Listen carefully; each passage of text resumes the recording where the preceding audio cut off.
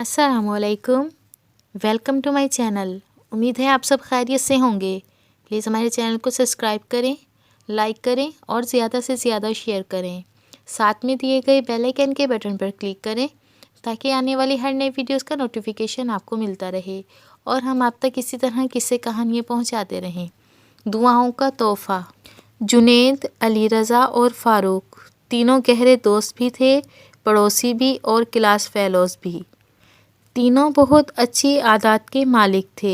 पाबंदी से नमाज़ पढ़ना, स्कूल और मदरसे की पाबंदी करना, साफ़ सुथरा रहना और ज़रूरत पड़ने पर दूसरों के काम आना इनकी अच्छी आदतें थीं। इनकी एक और अच्छी आदत ये भी थी कि वो अपना जेब खर्च जमा करते थे।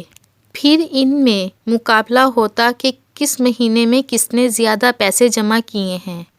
फिर वो इस रकम से अच्छी किताबें और स्कूल मदरसे की ज़रूरत की चीज़ें ख़रीदते थे।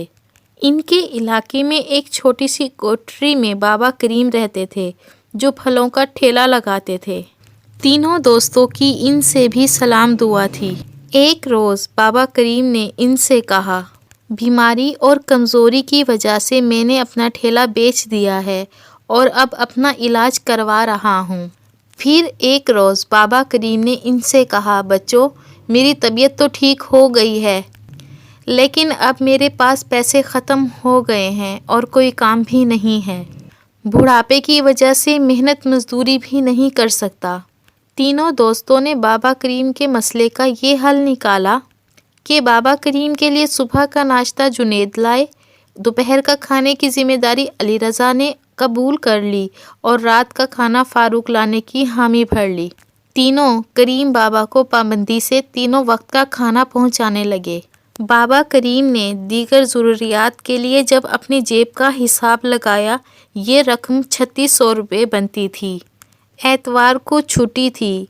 इस दिन तीनों दोस्त मार्केट गए और बच्चों की टॉफ़ियाँ, बिस्किट, रबड़, पेंसिल, माचिस और मोमबत्तियाँ ख़रीदीं और बाबा करीम को लाकर देते हुए कहा, आप अपने घर के दरवाजे पर बैठे बैठे ये चीज़ें बेच लिया करें। ये देखकर बाबा करीम बहुत खुश हुए और इन्होंने वो चीज़ें बेचना शुरू कर दी। इलाके की सड़क पर होने की वजह से तकरीबन मोहल्ले के सभी बच्चे इनके पास आते और इनसे टॉफ़ी, चॉकलेट, बिस्किट, पेंसिल, शॉपरन, स्केल, माचिस, मोमबत्तियाँ वगैरह ख़रीदते। बाबा करीम को पहले हफ्ते में 1800 रुपये का फ़ायदा हुआ। तीनों दोस्तों ने मुनाफे की रकम अलग करके बाकी रकम अपने पास रख ली और एतवार को दोबारा बाबा करीम को वही सामान लाकर दे दिया। बाबा करीम ने वही सामान बेचकर एक महीने में 7000 रुपये जमा कर लिए। इस मौके पर बाबा करीम ने इनसे कहा, अब मेरे पास ये रकम जमा हो गई है, तुम लोग अपनी अपनी रकम वापस ले लो। ये सुनते ही तीनों दोस्तों ने कहा, बाबा, वो रकम तो हमने अल्लाह की राह में लगा दी थी, अब वापस नहीं लेंगे। ये सुनते ही बाबा करीम की आंखों में खुशी के आंसू आ गए। इन्होंने इन तीनों बच्चों को बहुत सी दुआएं दीं और वो दुआओं का ये तोहफ़ा लेकर खुशी खुशी घर वापस आ गए। हमें भी चाहिए कि हम दूसरों की मदद करें और ज़्यादा से ज़्यादा अल्लाह ताला की राह में ख़र्च करें। बदले में अल्लाह ताला हमें बहुत रिज़्क देता है।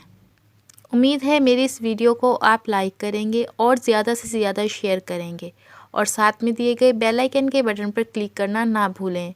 अगली वीडियो के लिए